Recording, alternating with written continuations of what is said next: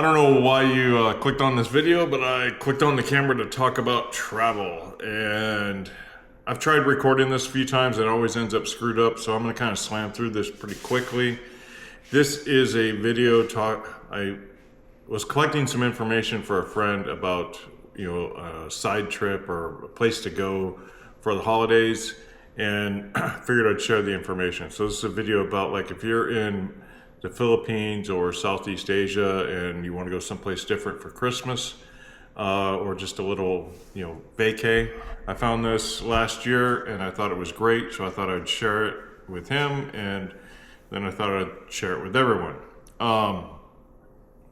So the premise is you're in Southeast Asia and you want to take a side trip, with or without kids. This is both acceptable. I would say a week is a good side trip length.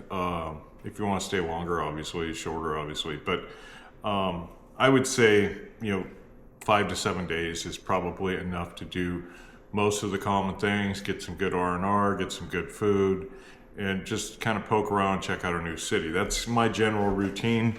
And I went to Kuala Lumpur with that idea in mind last December, and it worked out great. I ended up staying a few months in and out of Kuala Lumpur and just really loved it there.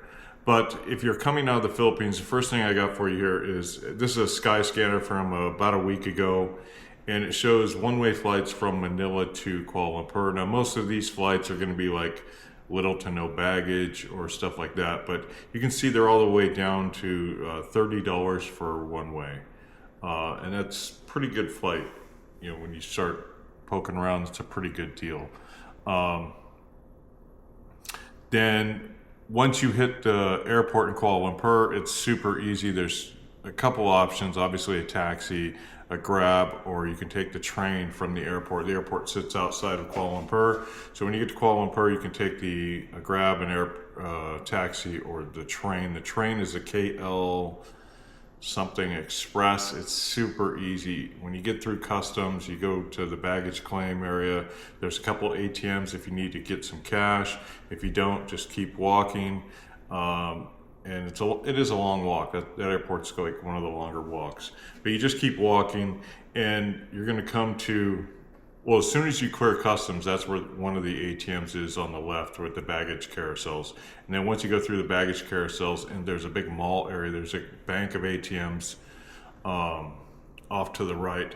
But if you're going to take the express train, just look for the sign that says express, and just follow the signs, you'll get there. If there's 2, 3, 4 of you, it's probably going to be cheaper to take a Grab. And that's just my experience. Check it out. But the express train takes you to KL Central, and from KL Central you can take other mass transit, or you can get a Grab from there. I like the train, so I take the train. I like the train, so I take it.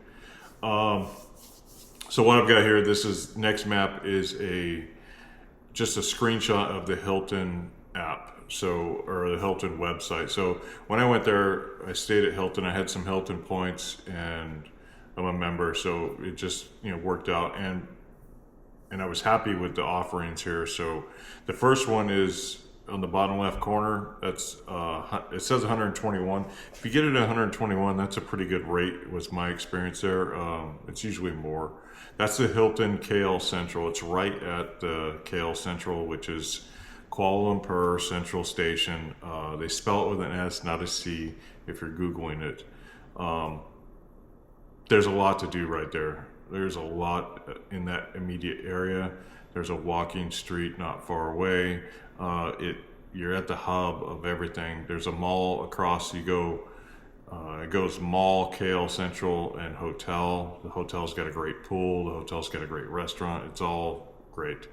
But that's one option. The second option you see there in the top dead center is for $34 a night. That's a Hilton Garden Inn North and South. There's two of them there.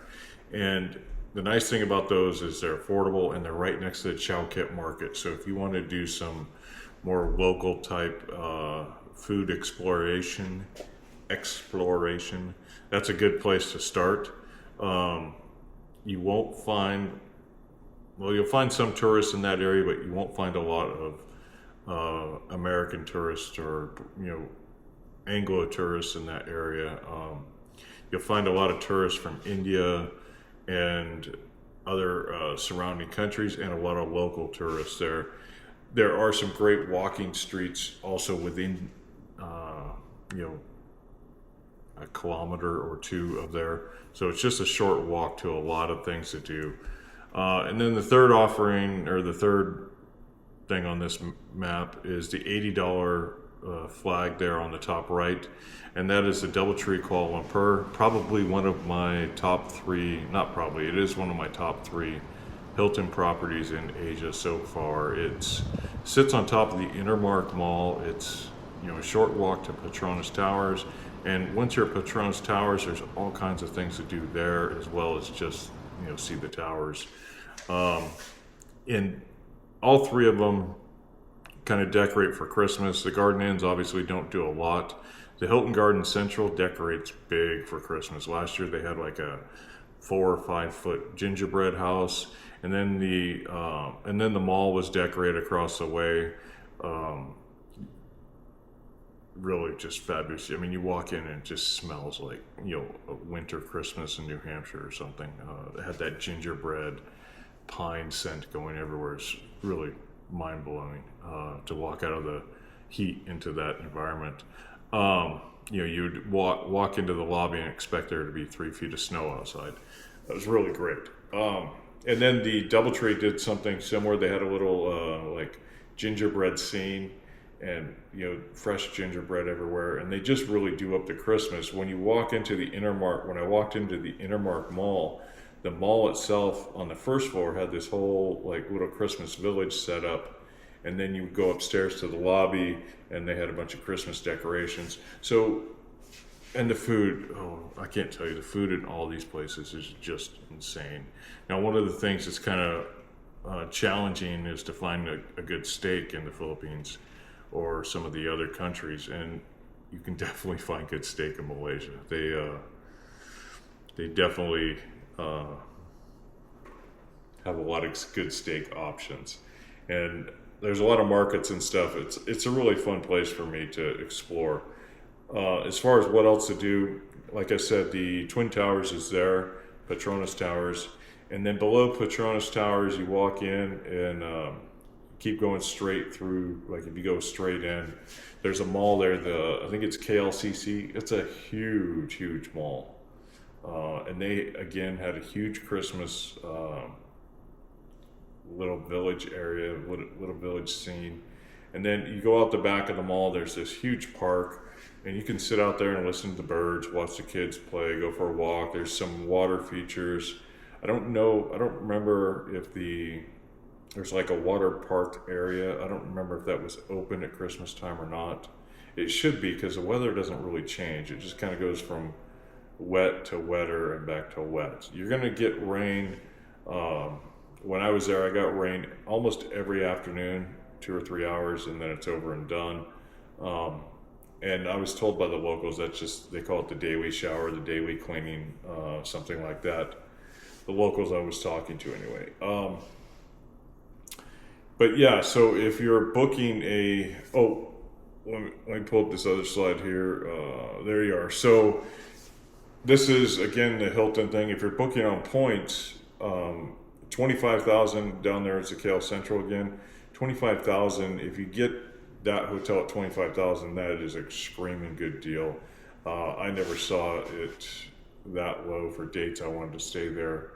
The 9,000, I think I was able to book it at 10 or 11. I think it was 11 a few times, which is a crazy good deal for the Hilton Garden Inns. The Hilton Garden Inns also, I forgot which one, it's north or south, has a pool on the roof. One is short, one is tall, and the tall one has a pool with a great view of the towers, great view of the Chowkit Market. It's really a great, can I say great one more time? I say that all the time, huh?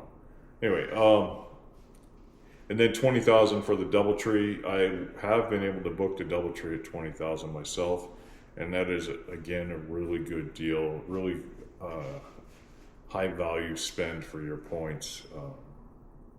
If you're using Hilton points or you have that Amex card, so it's a really good deal. And I was talking about the parks at Kale Central or KLCC, I think. I think it's KLCC, the park behind the Petronas Towers. And then a couple other things you can do when you're there. There's Bukit Bintang is a big shopping area, walking area. At night, like I've just walked into concerts where people are just playing on the street corner, and you've got, 600-700 people on the street just like dancing or enjoying the music. That was over in Bukit Bintang, and there's another pedaling street. I think it's pedaling street. There's another walking street. There's a bunch of little like walking shopping streets, food streets with tons of food vendors where they have the tables out front and you order. It's not all great, but it is really good. One of my favorite places to go from the DoubleTree is on the walk to the Petronas Towers. It's like a 20-minute walk, I think. But about, I don't know, a quarter of the way in, right across the street from the DoubleTree, there's a skate park, and then just like a block past that on the right, there's a food truck roundup. So a bunch of food trucks, looks like an old parking lot or an old building was torn down or something. But, there's probably 24 food trucks in there with tables, and the food in there and the variety is just fabulous. Not to mention, the malls all have good food, and then there's actual, like, believe it or not, there's actual restaurants that are just super. I found a few good restaurants by going onto Instagram and just start searching that area for restaurants. And when you start adding and saving places, more ads from that area will pop up, and you'll find some really great deals. And then there's also the temples. There's the big temple. There's just so much to do there. It's a good change of pace. Getting around is easy. Grab is easy there. Grab is very affordable. You can also take the mass transit. Mass transit in Malaysia is one of the easiest I've ever used. I was able to just pull up directions and then go for it. You can get a map or download a map or something, but I just kind of go. I just pull up my phone and go. When you get to the transit center, they have the kiosk machines, and click it over to English. Pick which type of ride you want. It'll give you fares for all different modes of transportation. And that gives you a little coin that you swipe on the way in and then drop on the way out. It's like an RFID coin, super easy. So, and if you don't have enough on there, it will, send you to the guy at the counter, and you have to square up. But the mass transit was super easy to sort out. And there's the hardest thing was differentiating the different trains. So, one train will go here, one train will go there, and just figuring out that took me a few minutes. I think that's pretty much what I got. But I think if you start looking at the numbers, if you want a little escape and a little Christmas flavor and a little Christmas fun, there's no snow, there's no ice, but there's a lot of Christmas spirit going on in Kuala Lumpur, or there was last year, and I was really stunned and surprised. I think it's a good little escape, especially, like I said, if you're kind of getting the homesick a little and you're looking for some home, U.S. flavors or British flavors. I was really, really impressed with, I even found tacos that were like legit good tacos in Kuala Lumpur. So, fresh oysters. Even at the mall, I had the oyster dish, and I didn't get sick, and it was good.